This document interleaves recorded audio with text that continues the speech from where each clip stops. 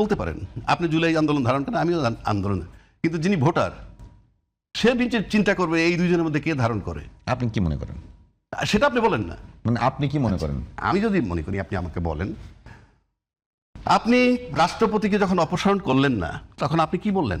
আপনি বলতে আমি রূপক অর্থে বলছি, আপনি বিএনপি না, আমি ওইটাই মিন করছি, আচ্ছা, বুঝতে যাতে দর্শক যাতে মিসআন্ডারস্ট্যান্ড না করে। আচ্ছা, আমি যখন রাষ্ট্রপতিকে তাড়াতে চাইলাম, আপনি তখন বললেন যে নাকি সরাইলে সাংবিধানিক সংকট হবে। কেন হতো না এটা? কেন হবে? তাহলে তো প্রধানমন্ত্রীকে তাড়াইলে সাংবিধানিক সংকট হওয়ার কথা। সেও তো সাংবিধানিক নির্বাচিত পদ, এবং সে চলে গেলে সংবিধান চলবে কেমনে, সেই দিক নির্দেশনা যেটা নাই সেটা আপনি কাভার হয়ে গেল, আর এইটা কাভার হবে না, কারণটা কি? আমি সেই বিতর্কে যাচ্ছি না, কিন্তু আপনি সরান নাই, আমি সরাইতে চাইছি, আপনি সরান নাই, আপনি তার পক্ষে ছিলেন। এরপর আসেন, একটা পর্যায়ে দাবি তুললাম আমরা, মানে আমি ছাত্রদের পক্ষে বলছি, মনে করেন যে আওয়ামী লীগের রাজনীতি নিষিদ্ধ করতে হবে। আপনি কি বললেন? না, আমরা কোনো এই রাজনৈতিক দলের নিষিদ্ধ করাটা আমরা সাপোর্ট করি না। তাহলে কি দাঁড়াইল রেজাল্টটা? আমি নিষিদ্ধ করতে চাইলাম, আপনি বাধা দিলেন, ফলাফল কি হলো? দলের নিষিদ্ধ হইল না। তারপরে কি হইল? এখন ছাত্ররা নিয়োগকর্তা ইউনূস সাহেবের, ছাত্ররা তার উপর প্রেশার দেয়, এদিকে বিএনপির প্রেশার, পার্টি নিষিদ্ধ করা যাবে না। উনি একটা মধ্যপন্থী জায়গায় গেলেন, কোথায়? যে বিচার না হওয়া পর্যন্ত কার্যক্রম স্থগিত থাকবে। এটা কিন্তু একটা মধ্যপন্থা অবলম্বন করছেন ইউনূস সাহেব। কেন? ছাত্রদের চাপ এবং আপনার চাপ, মানে আমার চাপ আর আপনার চাপ। ফলে কি হয়েছে? এখন সময়ের ব্যবধানে কিন্তু আজকে এই প্রশ্নটা আসছে যে আপনারা যখন বিএনপি যখন আওয়ামী লীগকে নিষিদ্ধ করতে দিলেন না, তাহলে 35% ভোট অথবা 25% ভোট নিয়ে তারা মাঠে আছে, তাহলে আজকে আওয়ামী লীগের নানান জনের কথা নানান কর্নার থেকে আসতেছে, তাহলে ইনক্লুসিভ নির্বাচনের দিকে আপনারা গেলেন না কেন? ইভেন বিএনপির লোক এমনও কোনো জনসভায় বলছে, আমি নামটা বলছি না, জনসভায় বলছে যে বিএনপি যদি নির্বাচনের ক্ষমতায় যায় তাহলে একটা মধ্যবর্তী নির্বাচন ইনক্লুসিভ হবে বলে আমরা মনে করি। হ্যাঁ, একটা কথা এসছে। তাহলে আপনি নিজেই এখন স্বীকার করতেছেন যে মধ্যবর্তী নির্বাচন হবে। এই সব কিছু যদি আপনি মিলান, তাহলে বোঝা যাচ্ছে বিএনপি লম্বা সময় থাকতে পারবে না। আপনাদের বক্তব্যই তো, মানে আমি বলছি আপনাদের বলতে বিএনপির, আমরা রূপক অর্থে বলতেছি।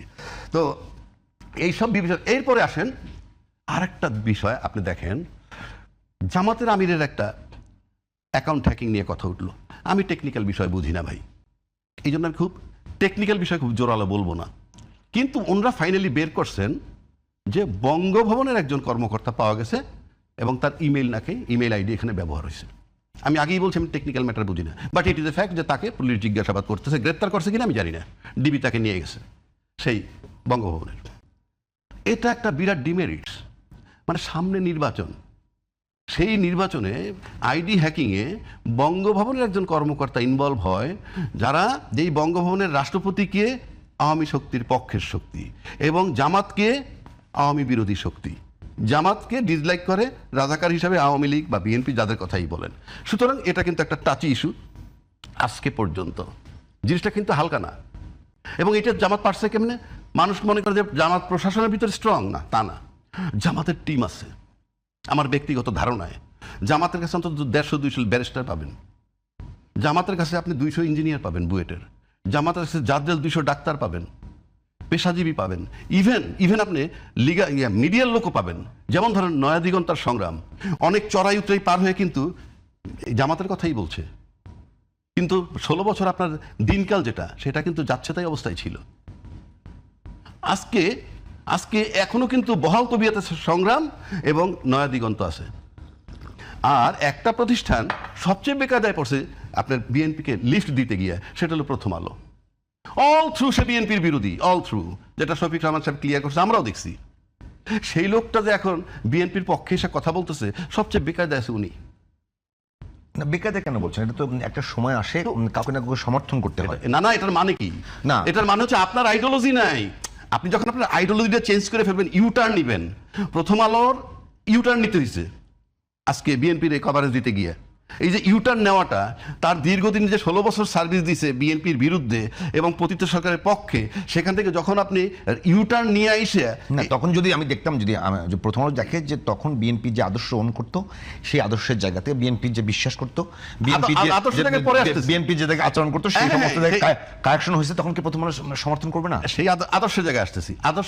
আপনি আদর্শের পরিবর্তন, ভালো কথা বলছেন। তার মানে বিএনপি তার আদর্শ চেঞ্জ করছে। না, আদর্শ বলতে আমি ওইভাবে মিন করি নাই। আমার কথা কথাটা বুঝেন, যদি আমার সাথে মিলে যায়। যেই আদর্শে ঢুকলে পরে প্রথম আলোর সাথে মেলে, তখন প্রথম আলো তার কাভারেজ দেয়।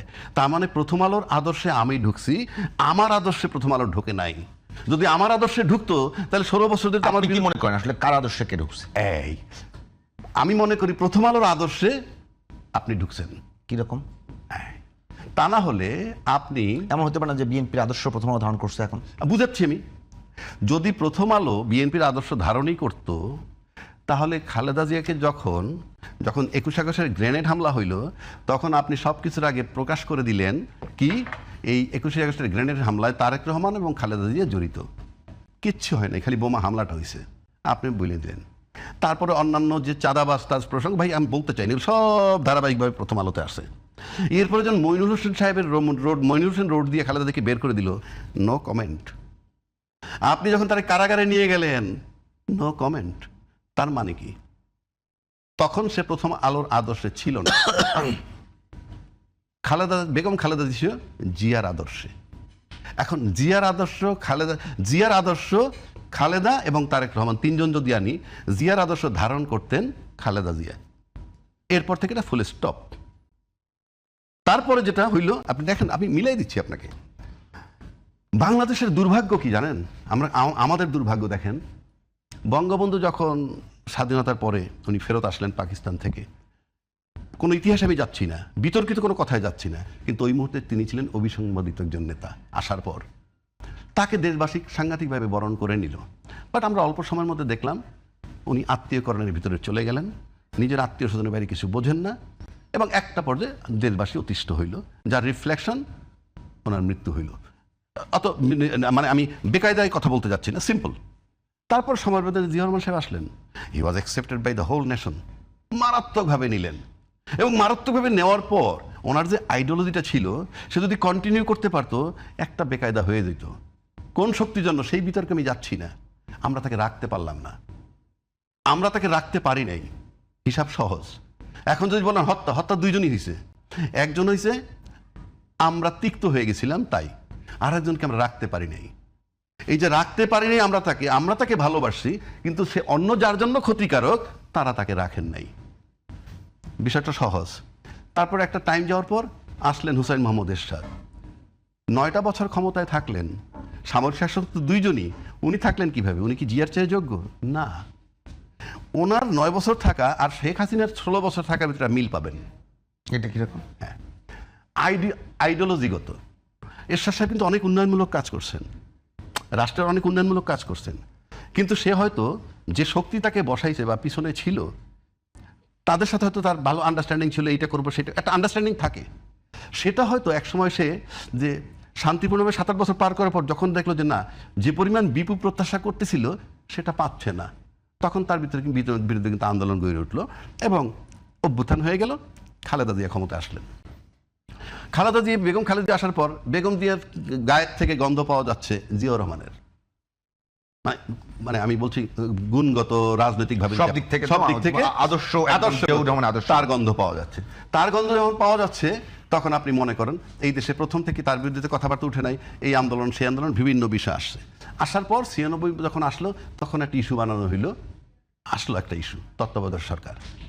সেখান থেকে নতুন সরকার এসে গেল, তত্ত্বাবধায়ক সরকার পর আসলো প্রথম শেখ হাসিনা 2001 থেকে, আবার 2001 না 96 থেকে, 96-র পরে আবার চলে আসলো খালেদা জিয়া। তখন দেখলো যে না, তো গভর্নমেন্ট খালি অল্টারনেটিভ হবে কেন, মানুষ 5 বছর পর পর অতিষ্ঠ হয়ে যায়। অতিষ্ঠ হয়ে গেলে সেকেন্ড অপশন কি থাকে? এবার আপনি আমারে মাইট দিচ্ছেন, মারছেন বলে আমি ভোট, আপনি মারছেন জনগণের ভোট আমারে দিছে, আবার আমি জনগণরে মারলাম, ভোট আপনাকে দিছে। এই যে অল্টারনেটিভ হইতে গেলে লক্ষ্যে পৌঁছানো যায় না, যেখানে আওয়ামী লীগ যে লক্ষ্যে পৌঁছাইতে চাইছিল, তখন আবার আওয়ামী লীগ মনে করলো যে না, তত্ত্বাবধায়ক সরকারটা বাদ দিয়ে দরকার, এবং বাদ দিয়ে কিন্তু সে লম্বা সময় ক্ষমতায় থাকলো।